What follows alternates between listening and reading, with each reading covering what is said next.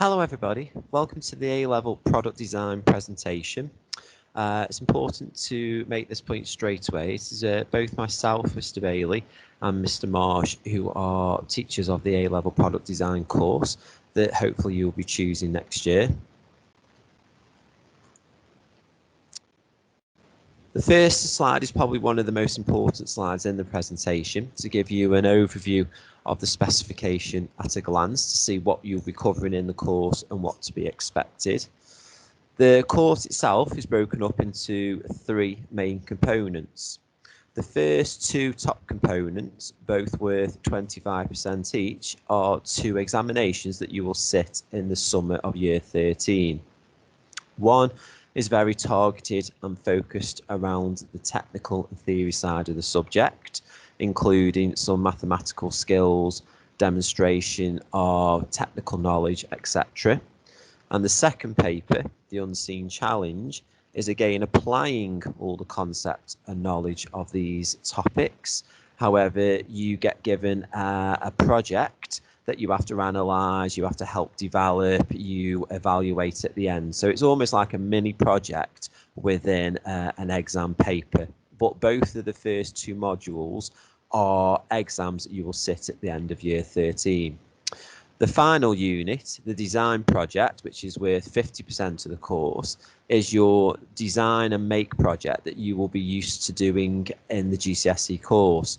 So you get given a design brief, you have to explore that design brief, research it, manufacture it, and evaluate it at the end of the project. This is worth a big percentage of the overall grade and needs to be a part of the specification that you are more than willing to commit to. We do offer students a range of different briefs to work from, but there is the opportunity that you can choose a brief that you would like to, that's personal to yourself, a hobby, an interest of some sort, or perhaps something that you want to do later in your studies after a lane sixth form. So, for example, students in the past have studied architecture at university, so have chosen to do an architectural-based project for their major project. So why choose product design at a lanes? Because we have a wealth of experience within the departments and in the surrounding areas, there are lots and lots of opportunities that we allow our students to get involved with. One of which involves outside speakers, local product designers, local engineering companies we invite into a lanes to talk to you. This isn't just to be inspirational and give you some idea of different avenues you could follow later in life using product design A-level. However, it might be actual job opportunities for you and apprenticeship opportunities post-16 that you might want to go into in the local and wider area. This slide here shows Mr. Keith Handy, who's a local designer, who was the designer of the Bob Ski, which is a product that featured on the Gadget Show a few years ago and is sold internationally. So he came in to run a project with the product design students and we ran a little bit of a live brief within the departments to design and amend a certain part of the Bob Ski. You can see there on the right hand side how students have used Photoshop to present their designs at the end of the project.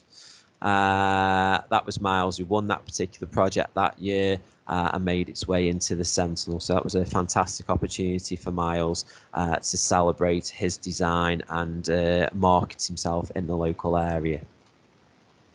One of the brilliant links that we do is giving students the opportunity to do the EES scheme, which is the Engineering Education Scheme.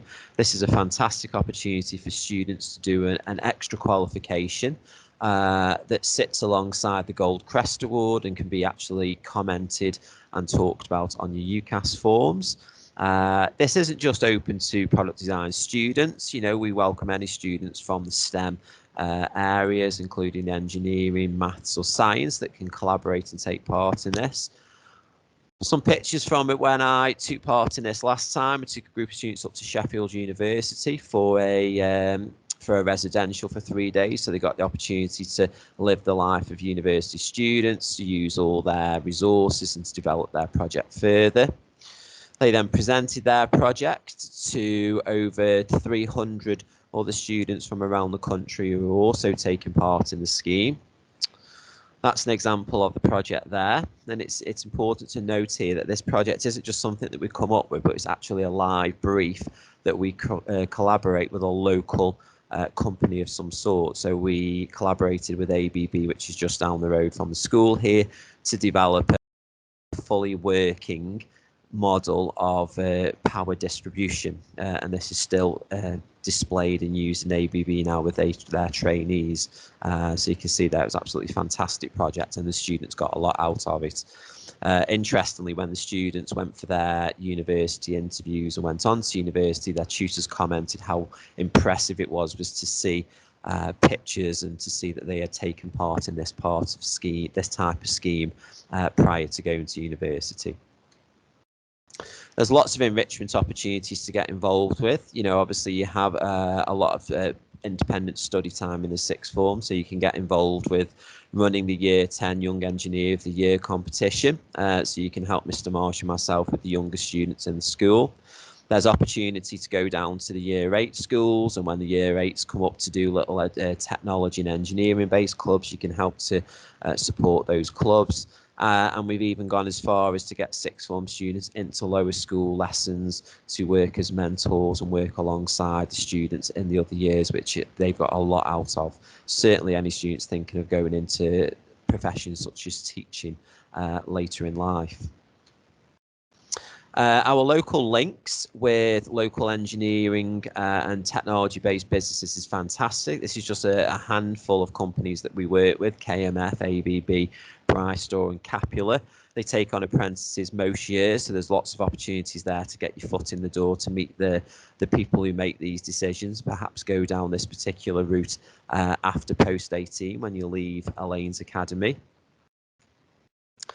I suppose a key point to make here, and I suppose a slight difference to going college to study design and technology at A-level, and that was a route I chose many years ago, is we very much treat students, as much as they do have independence, and the sixth form environment is very different than being in a school environment.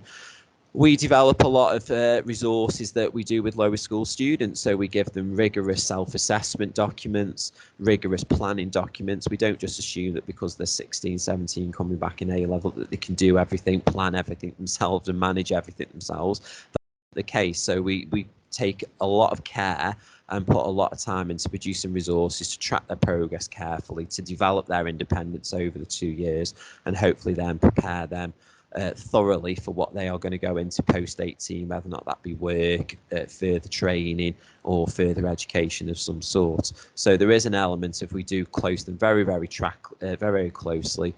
We liaise with parents very frequently to ensure that they're on track and so that they meet their potential at the end of the 2-year course. A couple of screenshots here of some of the projects that we've developed over the last couple of years. It's really important to note that even though design and technology at GCSE is the core subject that filters into A-level product design, you know, we have had some very successful students who have come from the graphics route and the art route, because communication is a very big part of product design, and creating 3D sketches to communicate your ideas that you develop over the projects that we run. So you can see some really nice examples from past students that have done that and then analysed the projects as part of the project, part of the work that they've completed. Next, we've got some examples of A-level projects. And now, obviously, we're showing you some very good projects that have been completed over the last couple of years. This was a hobby/craft table that a student produced a couple of years ago that fitted in with a hobby that they had. Very keen students involved in doing product design outside of school, working independently in their sort of home setup, wanted to design and make a hobby craft table that had a light box built into it. You know, they could rotate the station like an architectural table you can do, but also it could be disassembled and packed away when it wasn't being used. So very nice final product here that the student produced. Again, some more conceptual designs here. And when I say conceptual, sometimes the students have ideas that we don't quite have the capacity to make the product maybe in full size.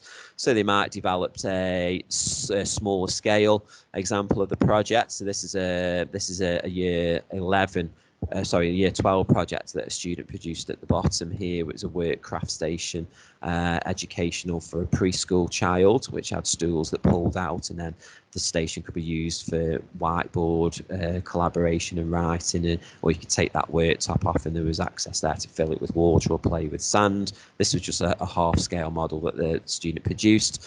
The project at the top, a year 13 project, fantastic interlocking, very innovative table slash chair project. You know, the students actually produced it. They did produce an actual product to go with this, but a lot of their development was CAD based because of the complexity of the project, and then they produced a small scale down version of this to present it at the end of the project.